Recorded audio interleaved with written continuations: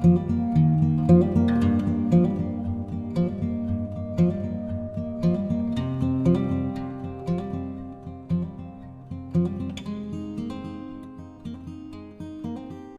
and welcome to the lecture on DevOps Introduction. My name is Prasanjit Singh, and today we would be covering all the questions about DevOps, the whys, whats and hows of DevOps. So let's begin. In our agenda today, we have a lots of things, like we'll try to understand what are the problems that were faced that led to the advent of DevOps practices, and then we'll understand why DevOps is the solution to these problems and what DevOps actually is and what it is not. We'll also discuss stakeholders and prerequisites involved in DevOps practice, and we'll discuss about the concept of pipelines, continuous integration, continuous deployment, and we'll discuss different DevOps tools that are used to enable DevOps practices across organizations. So this is in the agenda today. In simple words, we'll try to understand what DevOps is and how we can use it for our organization to succeed, and how it can help us in order to deliver our software products faster. So that's all in the agenda. So let's first discuss the problem of silos. That is a problem that has been bugging software companies for years now. So what is the problem of silos? Normally we see that different organizations, by organizations we are focusing on information technology organizations only. So in these organizations, the deliverables are software products, and we have different teams in these organizations, and broadly divided, these would be the development team, the team of architects, a team of quality assurance engineers or software testers, and there could be a separate team for database administrators. So just imagine there are 4 teams as such, and all these teams work as separate entities inside the same organizations. For example, the developer concentrates on writing code, and the architect decides on the system design and how the entire architecture can be scaled, what are the best tools that can be used to build that particular piece of software, and how it will scale up in case of load, and how it will be a very resilient and a reliable piece of software. So that is taken care by the architect team, and the QA team ensures that the software which goes to the market is reliable, it is bug free, doesn't have any functional issues, and so on. While the database administrators ensure that the backend databases are consistent, people's data are safe and secure. So each team has its own defined tasks, and they work based on whatever the goal of their particular team is. So now when you think of this organization as a whole, like all these teams working together, we find something missing. Like it's good that each one knows what he or she wants to do, but working together is missing here. Like they do not know how to collaborate and deliver their products faster. So that becomes a problem. There could be a communication gap, there could be a collaboration gap, or something which uh, makes your delivery slower. So that's the problem of silos. Like each team thinks of itself to be isolated from other teams, and uh, does only those things which are assigned to that particular team. So the developer would think, I would do nothing more or less than writing code. I do not care if that code doesn't get successfully deployed in the environment which the architect has designed, because that's the architect's problem. And the architect thinks, if my environment is resilient and the tools which I selected for this development is done, I do not care whether there would be bugs or any production issues that come up. So the if this kind of culture is allowed to thrive in an organization, the organization doesn't do well. So there is a requirement to break these silos. Like, you cannot work in isolation, one has to go hand in hand.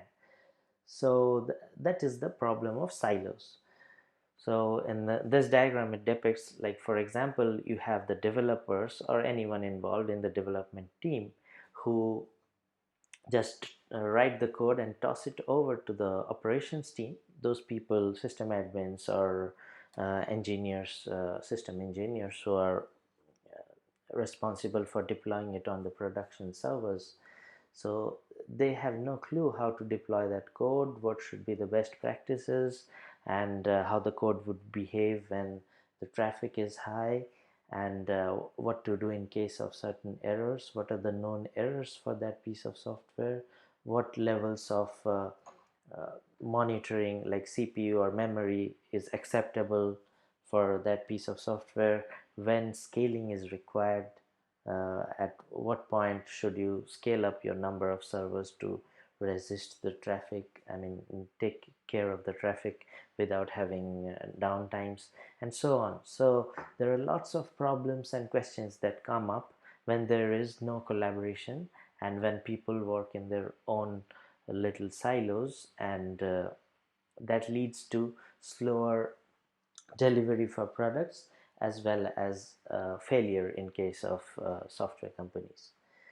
So that is one problem. So let's keep this problem in mind and move on to the next slide, where we'll discuss another problem and then we discuss the solutions to this problem. And obviously DevOps is going to be the solution to that problem because we are discussing DevOps, but we'll try to understand how DevOps solves this problem of silos and the problem with SDLC models.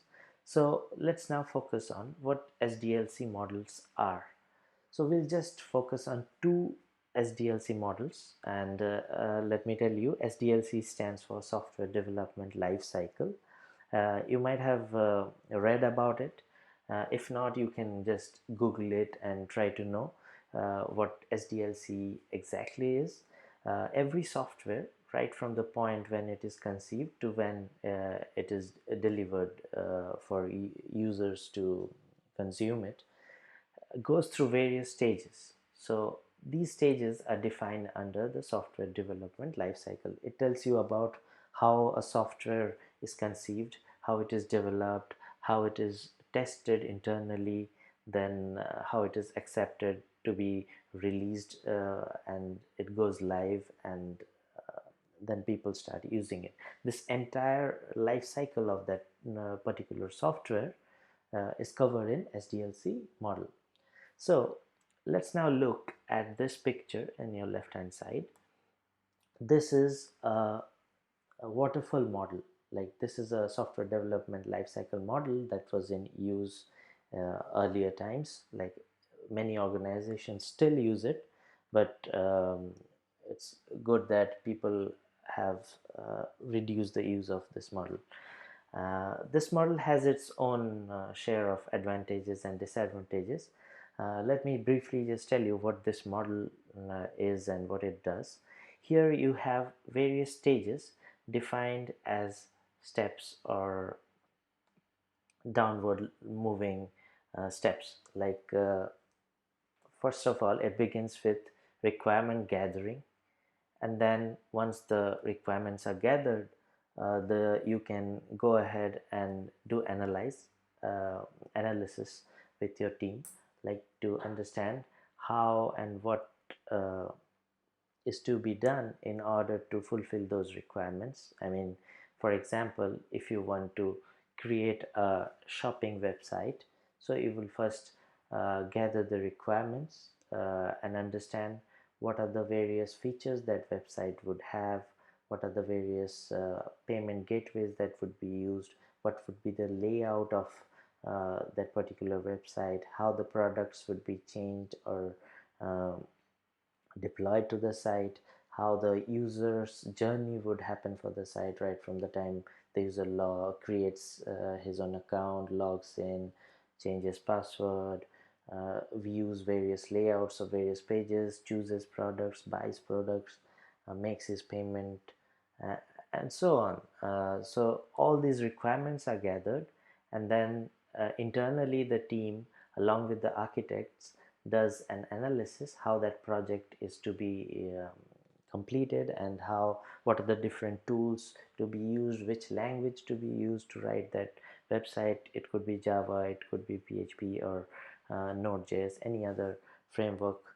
So all that is shortlisted in the analysis step, and then the software moves to the design step, and then it moves to the coding step, and uh, goes on to testing and acceptance. So in the design, the various system design considerations are taken, and once that is done, the coding begins, where the actual program and functional logic is written, and then it goes on to the QA team for testing, and finally, if everything is fine, we move on to the acceptance stage. So that is how a waterfall model works. But what is the problem with this model? It looks good, right? You just have a requirement gathered, and then you analyze, design, coding. So everything is quite logical.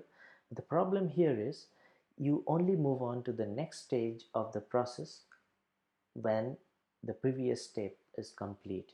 So unless the requirements are gathered, you cannot do the analysis. Unless the analysis is done, design doesn't begin. Unless design is done, you cannot code. Unless the coding is complete, there's nothing to be tested. And finally, if testing is not done, obviously you cannot have an acceptance and release that product into the market. So the problem here is every step waits for the previous step to complete and then moves on to the next journey. So in this case, we see a problem of delay. So the software product that is delivered is normally the project gets delayed, and you get the time to market becomes very high. So the company ends up spending more money on the resources, and so it's not a win-win situation. So and there's another thing that happens here, like you cannot mobilize your entire team well. For example, when the analysis or the design is going on, the architects are involved, but the people who are supposed to code, the developers, would be waiting for this phase to complete, so they're not doing any work. Similarly, testers are also waiting, and so one team has to wait for the other team to complete and then moves on. So once and similarly, when the developer is developing the code, the testing team is waiting for the coding to complete, and only then it can test. So there is a lot of dependency. So one person is stuck until the other person completes his task. So these are the problems with the waterfall model. Now let's move on to this model. This is a agile model, so you can concentrate on any one of these sprints. Let me tell you what a agile model is, how it works, and then we'll discuss what a sprint is in brief, because this is not the agenda for this particular uh, session. So we'll just understand what this model is, and then find the problems with the model, and then we'll see how DevOps is used to solve that problem. So in this model, we have a phase called plan, then design, develop, test, deploy, review, and then finally launch.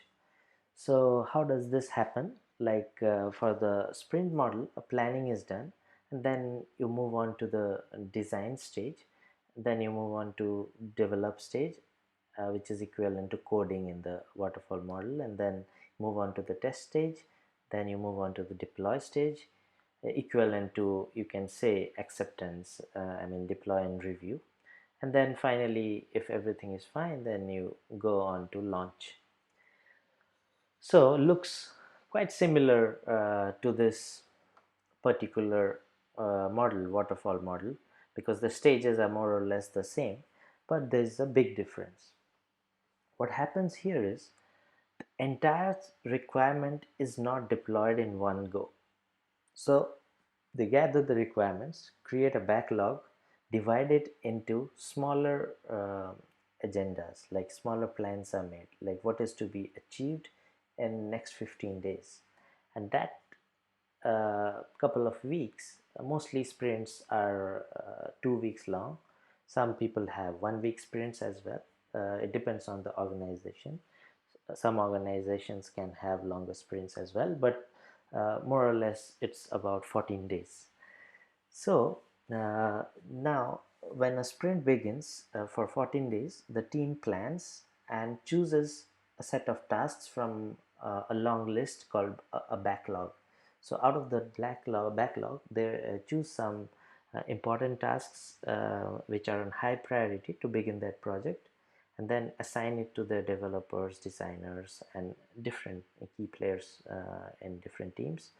And then the sprint begins, and so the people start doing their stuff in smaller iterations, and once the sprint is over, they have a very minuscule version of that software, like the entire software is not ready, but uh, it's a very small version of that software, like certain functionalities only have been completed in that particular sprint. And in the end there is a retrospect, and they look back and see what they did good, what they did bad, and what was achieved, and then plan for the next sprint, do the same thing again. So in small iterations, um, certain goals are achieved, like you can achieve smaller milestones, and these smaller milestones eventually lead to the completion of the project. Like you finish first 10% of your work, then go on to finish 20%, 30%, and so on.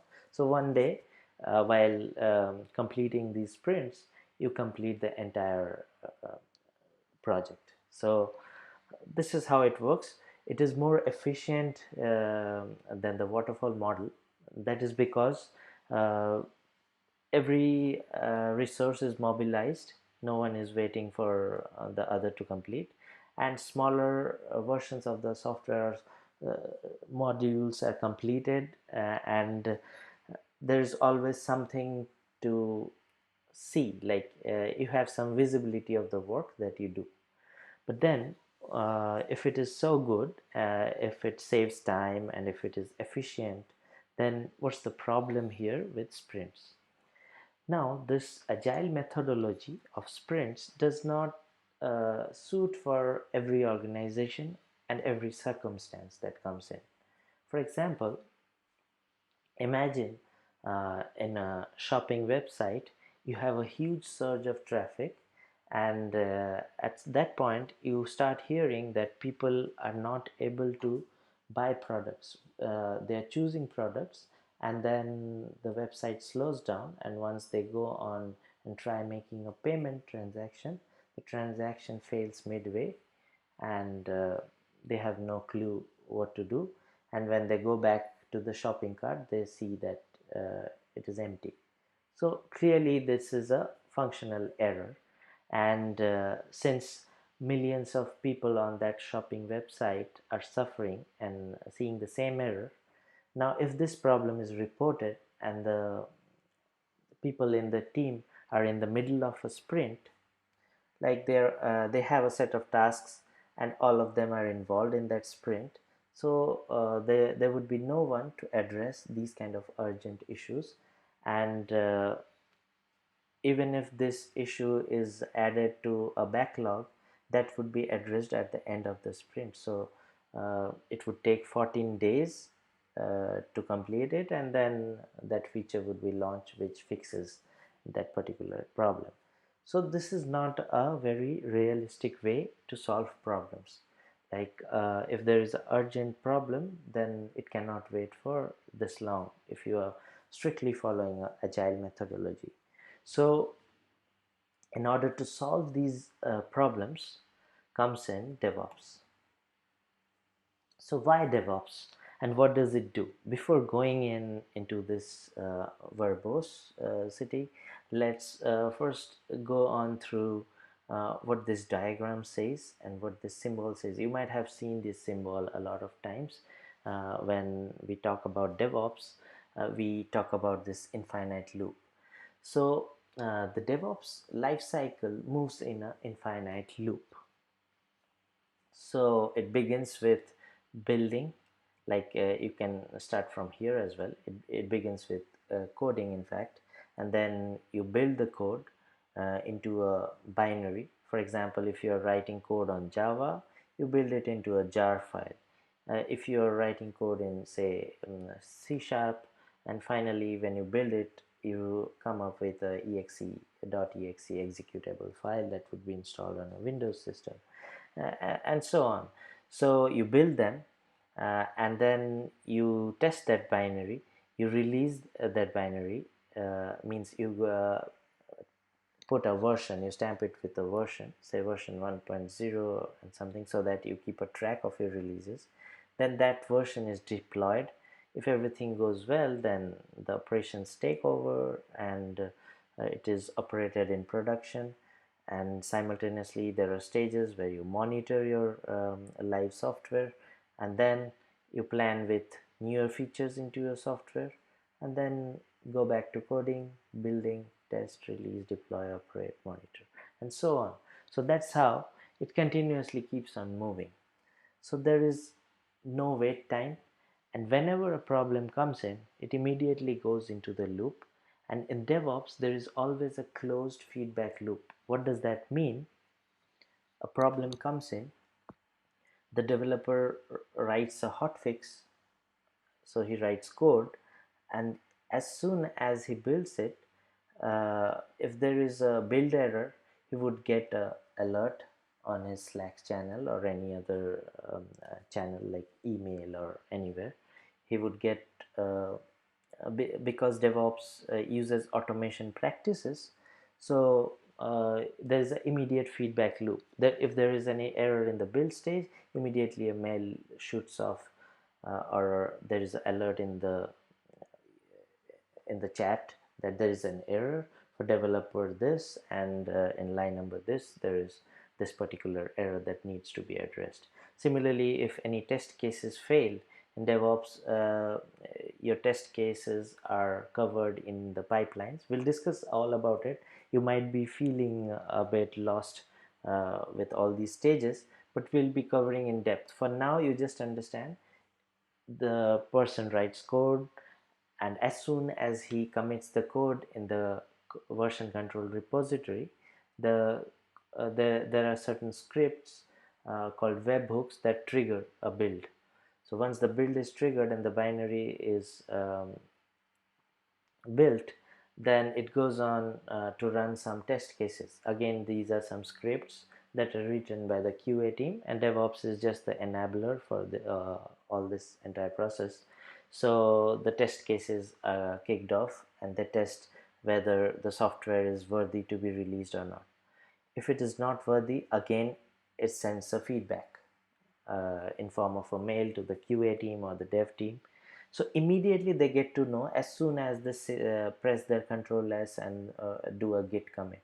So when they commit it into the repository, immediately, almost immediately, they get a feedback. So they can know whether that worked or did not work, and they can then start fixing it again. And if it works, then it moves on to the release phase, and even they get alert of this success as well, that this version has been released and deployment has started. Now, as soon as the deployment starts, the ops team will get similar alerts. If there is a deployment failure, they'll get alerts on the reason and so on, and so that they can now be aware that something new has been released and they have to operate it for the live sites, and they can monitor it and give the feedback, and based on the feedback of that feature, the future plans and modules of that software will be decided upon by the team. So in this way, DevOps creates a continuous feedback loop. So the major win of using this model is that you get a very fast time to market. So your software goes to the market very quickly because the feedback is almost immediate. So it makes the velocity very fast, and then there are other advantages as well. So let's go back here and discuss. So what are the other advantages which DevOps offers? It breaks the silos between the teams, because here you can see the entire team is working together. Coders, once they code and the build is done, automatically test cases are executed, because these guys are nowhere doing anything manually. The QA team writes the test cases, and these are run automatically in the DevOps pipeline. And similarly, the coders write their code, and once they commit, it automatically enters the pipeline. So the teams are forced to work together. I mean, they cannot work isolatedly. Like, this guy cannot just start writing his code on his own laptop and zip it and hand it over to the next team. No. As soon as he uh, commits it, a build process would start, and the outcome will be notified to all the other teams. So everyone is into the game. So that is how DevOps breaks the silos. So coding, building, and testing, the three things that is supposed to be done by the development and the QA team, is not just the responsibility of this particular team. Similarly, packaging, release management, versioning, configuration management of the servers, creating the environments, creating the monitoring infrastructure for this entire thing is also scripted and done by the operations team, and every step of success or failure is notified to everybody, so everyone else is aware of what's going on. So there is no silo at all. Like in the previous slide, in the first slide, we had seen the problem with silos, because everyone knows his own game and doesn't bother to care about whether that particular piece of software failed in the next stage with the next team. So here, since everyone is deploying via that same pipeline on the same environment, so any success or failure is owned by the entire organization and not that particular team. So no one gets away with anything. So if they succeed as a team. If they fail, the failure is attributed to the entire team. Next, the good thing about DevOps is it ensures performance and stability. How does DevOps ensure that? Is because since everything is automated here in DevOps, you do not have any room for human errors. So if everything fails, if anything fails, it fails. You cannot just move on. Unlike other models where the development team can develop a piece of code which is failing on a live server and get away with it for a few days until the operation team realizes that this particular software is not working on production, gets the errors and gives it back to the development team for fixing. So this manual um, communication doesn't happen. Here, as soon as the code is pushed, it either fails or it starts working perfectly fine. So that gives a good amount of stability. And why performance? Because the monitoring is done continuously. So everything is continuous here. You're continuously integrating things, you're continuously deploying things.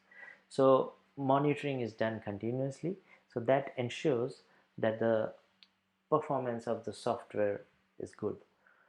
This is because when you continuously monitor, you're on the top of the game. You know when your memory has shot up, when the CPU is higher, when the network is going slow, and so on. So you have all the metrics in hand in order to ensure that your software is succeeding in a live environment.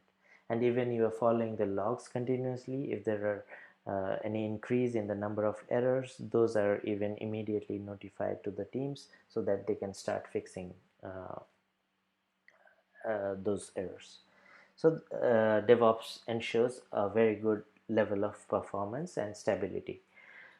Finally, DevOps ensures faster delivery, or you can say it ensures velocity. So as this is continuously being done, CI and CD, so the continuous integration and deployment is in a loop, so that makes a faster deployment of the software. There is no waiting time. Now, what is DevOps? Like we know why it is used, but what exactly is DevOps? Is it a kind of a job, or is it a kind of a skill set, or what is it? Is it knowing a few tools? So we'll try to understand this aspect here. First of all, you should know that DevOps is a culture. It's the culture of breaking the silos. Like it's the culture of collaborating. It's the culture of planning.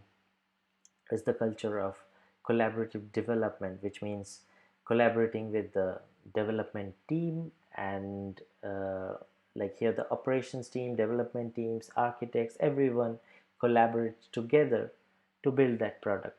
So it is the culture of collaborative development. It is the culture of continuous testing. Anything that is built is continuously being tested. It is not that when the software is complete, a version is ready, only then it goes for testing. The testing is continuous. Like you have test cases in place. As soon as the build is done, it triggers off a test case and it starts continuously testing it. And then there is a continuous release and deployment. As soon as a particular software is released, it continuously gets deployed on an environment that is also automated, like that environment creation is automated. So when we go on further, I mean deeper into DevOps, I'll be discussing how to build these environments, what tools to use, how to do a continuous release and deployment, how to do continuous testing, how collaborative development is done. We'll discuss the hows at that point. So now you just understand what DevOps is. So just to recap, it's a continuous way of planning. So all teams collaborate together and plan what to do. Then they collaborate the development process, how to do, what tools to use, how to automate that. Then all of them together do the testing, together do the release, together do the monitoring. Monitoring is also open for everyone.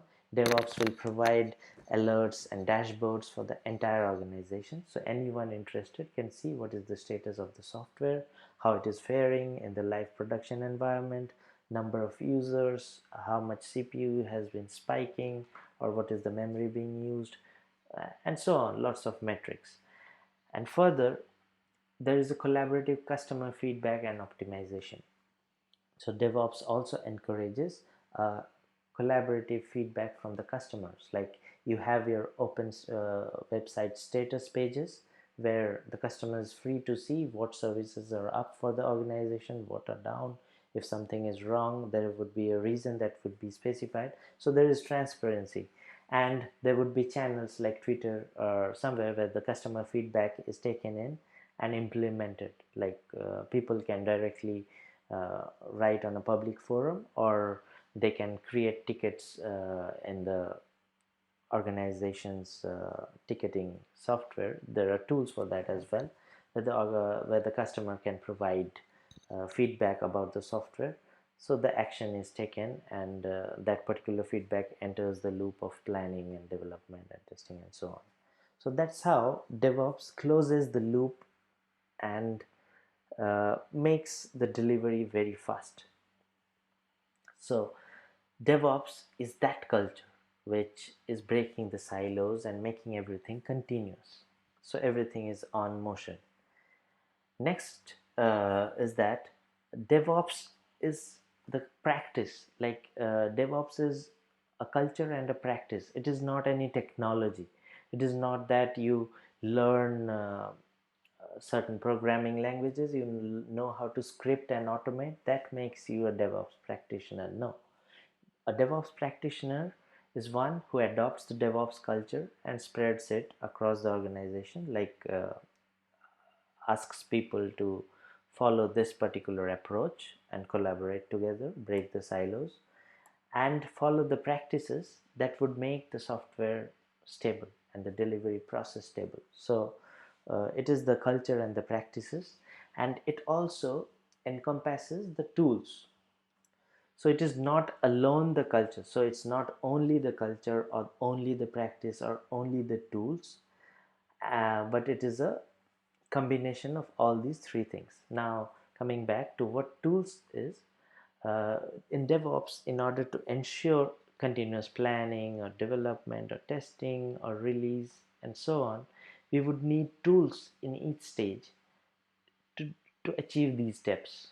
So these are DevOps tools. So we will be discussing tools as well as we move on deeper into the DevOps practice sessions. So you will understand like what tools we need for planning, what tools we need for development and so on, how to automate the entire process, what are the tools and scripts used, what are the skill sets that are required, and so on. So these tools ensure the velocity, like you can move very fast, because without automation and tools you would not be able to practice DevOps properly, because even if people are willing and they are having a culture of DevOps in the organization and do not use tools to automate it, then it makes no sense. So it is a combination of all these three things. Now this is just to understand and clear the misconceptions what DevOps is not. People confuse DevOps with site reliability engineering. SREs are a team which work on keeping the site stable. No doubt, DevOps, one of the goals of DevOps is keeping the site stable, but DevOps is not equal to SRE, in the sense that DevOps is a practice. So anyone in the organization, any team is free to practice DevOps. So instead of DevOps being a subset of SRE, SRE is in fact a subset of DevOps, you can say. For example, a team of site reliability engineers whose work is to ensure the site doesn't go down and it is up 24/7. These people would practice DevOps, like they would be using tools, they would be using the practices and the methodologies that DevOps as a culture provides in order to achieve it. So SRE is not equal to DevOps. And then people think DevOps is a person who is in charge of everything. For example, DevOps is a person who can take the code, build it, write scripts, automate it, test it, and deploy it to production. Because DevOps people or practitioners are involved in everything that goes on is the in the life cycle of that software. So that's a misconception that full stack developers, like those who do the operations as well as the development part, are um, are what DevOps is. But this is not true. DevOps is just the culture. It's not those people who are in charge. Then some people think the system administrators or system engineers are those who know how to code are DevOps people. DevOps as a practice requires you to know multiple skill sets. Like you should be having a bird's eye view of both the development and the operations, but that doesn't mean that you, I mean, you are a jack of all trades means you are a DevOps, because DevOps is not about one person or a team or department. So, and also DevOps is not a set of tools. So these points are what DevOps is not. So it's not a set of tools. If someone says you know Jenkins means you know DevOps, or you know Ansible and you know how to automate, so you know DevOps, or you know a tool, for example ServiceNow, to take in feedback and tickets, from the customers means that you know DevOps. No, because DevOps is not tools alone. It's tools, practices, and the culture. So all the three things together make DevOps, and it's not just tools or not just the practices and so on. So all these things are not DevOps. Next, we move on to understand who are the stakeholders in an organization. By stakeholders, I mean those who would be involved in the DevOps practices. So DevOps stakeholders are those people who are in the leadership teams, anyone who is involved in the IT team, anyone who is a software developer, operations persons, system engineers, software testers. You can say anyone who has a contribution in the software development life cycle is a stakeholder of DevOps, because when all of them adopt DevOps practices, only then DevOps will succeed. What are those practices? To automate everything. Another practice of DevOps is to follow the feedback loop, to follow the pipeline methodology, where you code, build, test, release, then you deploy, then you monitor, and then you plan, and then move back to coding. So those people who follow all these steps and practice it, those are the DevOps stakeholders. Now, since we are this is just an introductory sessions into what DevOps is, you should be aware of certain prerequisites that are very important to make your DevOps journey easy, because DevOps covers different tools, different scripts, and it encompasses everything. Like you are doing the work or trying to automate the work or streamline the work for different teams. So you should be aware of the application development methodologies so that you can help the development team. What are the best practices, and try to automate as much as you can. So you should have a basic understanding of the development process and methods. You should be having a basic idea about how different testing methods work. What is unit testing, what is the functional testing, what is user acceptance test, what are black box and white box tests, and so on. If you want to know more about this, you can Google a bit on these topics and try to understand what they are. No need to go into depth, but it's always a good thing to have some sort of idea about these things, because when you start building the pipelines and applying various steps there, so having a brief idea about these things help you a lot in your DevOps journey. And apart from that, you also should have a basic idea of Linux network management and network security basics, because in DevOps we also encompass uh, how to deploy things into the live production environment in multi-tier architectures and so on.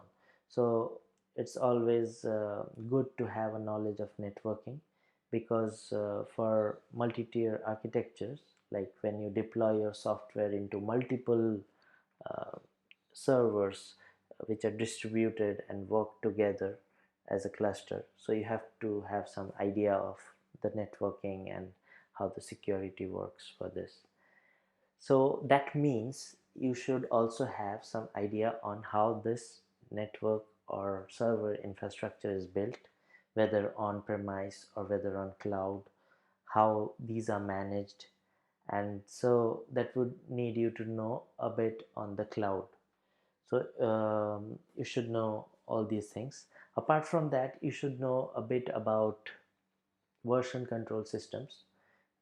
We will cover this in the DevOps courses as well, but it's good to know, have some idea beforehand, because those coming into DevOps, we do not, they are not expected to be complete freshers, because DevOps are people who were either of these stakeholders who are now adopting the DevOps methodologies. So that's why it's good to what that means is you know how software development lifecycle goes on, so you know at least you have a brief idea of certain things in the IT industry, and only then you can be a good DevOps practitioner. But anyway, there's no, I mean, it's nothing to be scared of if you feel that you're lacking in something, because learning would never stop and you can always try upgrading your skills. And for that, even I would be creating, delivering other sessions which you can subscribe to and move on with adding your knowledge. So you can stay tuned about that, and you'll be hearing more. And finally, one should be comfortable with operating systems, because whatever we deploy, we would normally have these tools deployed on the cloud or on-premise Linux servers. So a knowledge of Linux commands always helps. And if something has to be deployed on the Windows, obviously you should have a bit of command line knowledge for Windows or PowerShell as well. So mostly having a bit of a knowledge on bash shell scripting, Linux commands, Linux basics, and Python. If Python is there, the better, because that will help you write Ansible playbooks. And just having an overall Linux knowledge helps a lot on your DevOps journey. If something is lacking, then it can always be covered alongside learning DevOps. It's not that you have to first complete those other things and then come and do DevOps. You can do them parallelly, because DevOps practices do not stop you from learning anything else, because you use those knowledge and apply it on DevOps, or conversely you apply DevOps on whatever other skills that you start knowing. For example, you start learning something on Amazon cloud, you know how to deploy the AWS CLI commands and how to deploy uh, using Terraform or any other automation software, then you apply your DevOps principles there. Okay, so that's how it works. For example, if you're good at Linux and you know how to script, you can apply your DevOps principle to use those scripting knowledge to automate things. So it can work both ways. If you know that, you can use it in DevOps. If you know DevOps, you can use it in your existing knowledge. If you do not know both, and you are complete beginner, then you should try to do both the things parallelly. Like, you learn DevOps, what it is, what are the different tools, how to use them, and parallelly start increasing your skills in the Linux, in the other methodologies. So that's how it works. So nothing to worry about. You can always succeed as a DevOps practitioner, and there is no good time to begin. You can begin anytime, but you have to be consistent on what you're trying to learn. Next, moving on to DevOps pipelines. We will cover this in a separate session again, but I'll just tell you, like, what does the DevOps journey look like? So in the other diagram, we had seen a loop, infinite loop, where there are two phases: continuous integration, and there is another phase called continuous delivery. So these two phases in a linear scale, you can imagine as a horizontal line, like this, left to right. So when we implement DevOps, we shift left most of the things. For example, what does that mean? Yeah, this term shift left is a very common terminology in DevOps. Shift left means before the software is deployed on the right side, that would define a software is deployed on the server and it is live for the viewers to view it. Before that, all the stages are on your left hand side. So those things, everything in the pipeline is automated. So that is what shift left is. Like, you do most of the things even before the software is deployed. It is unlike the earlier methods where You do everything and deploy it, and then you know how, whether that software is working or not.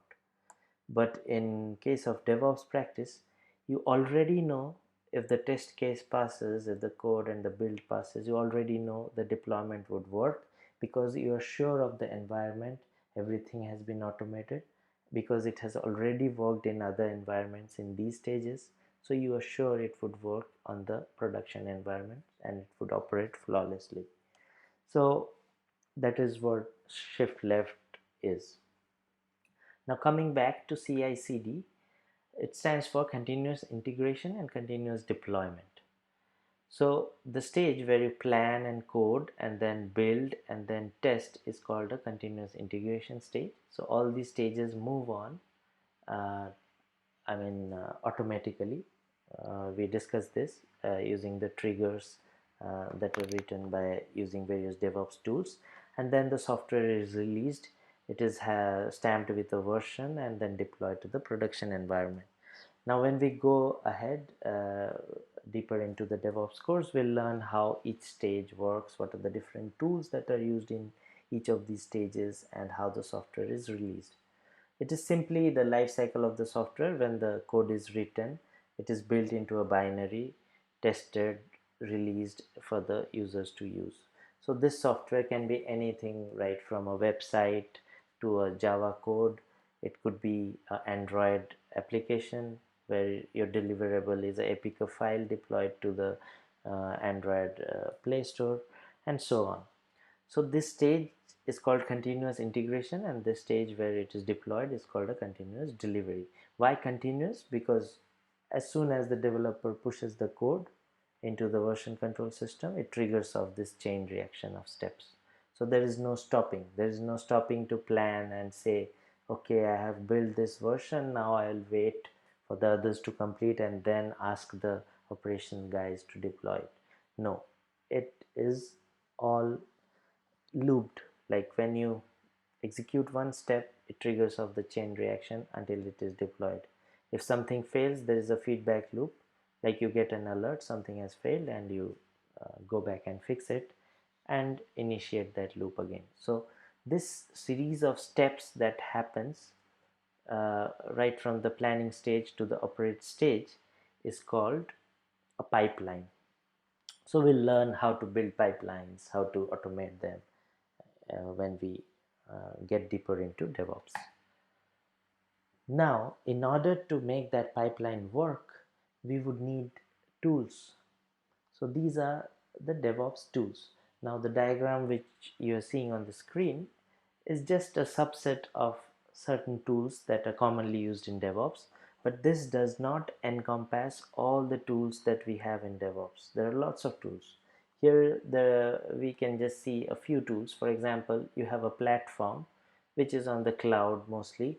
It can be on your local system as well. It can be on on-premise servers as well. Some organizations do not host on cloud.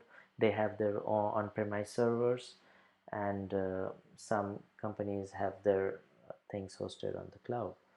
So we use those cloud servers to deploy, or the on-premise servers to deploy. So when we go on learning DevOps, we would be using some of these. Similarly, when we provision something, we use some configuration management tools to automate it. For example, you have an Apache server for your website and you want to make changes on a configuration file. Now, in big organizations where DevOps is implemented, you would not be having a single web server. You would not be having a single Apache server. You would be having, say, hundreds of servers. And you want to change the port number, for example. So you have to go into a config file, open it and change a port number and restart the service. So this is the task. Now, if you have 100 servers, would you go and log into 100 servers 100 times and make that change? So that is not efficient at all. So in that case, we use certain tools like Ansible for configuration management to apply the change to n number of servers. So 100 servers are configured at one go. So it just takes a couple of minutes to make that change to 100 servers instead of manually doing it. Earlier these things were done manually, so it used to take time. So DevOps changes the picture. Similarly, you learn about Jenkins. That is a tool which developers can use to deploy and build. So that is where the pipeline is defined. So we'll learn about that. Similarly, there are alternatives also like deploy, chef, and so on for the provisioning. Some softwares for creating environments would require containerization, so we would learn Docker, we would learn about Kubernetes, Mesos. These are orchestrators for deploying the software. It might sound a bit alien to you right now for those who are just beginning with DevOps, so just go through it for the moment. Once you go deeper into the course and then come back and revisit this someday, you will find it extremely, easy to understand. Just for now, those who do not understand, just keep this much in mind, that these are different tools for enabling different stages of the pipeline. So when you are building a pipeline, you would need some tools to make those stages automated. So for those, these are the tools like for different stages, like provisioning, for virtualization, for using various softwares. You might need databases, so these are various technologies that are used.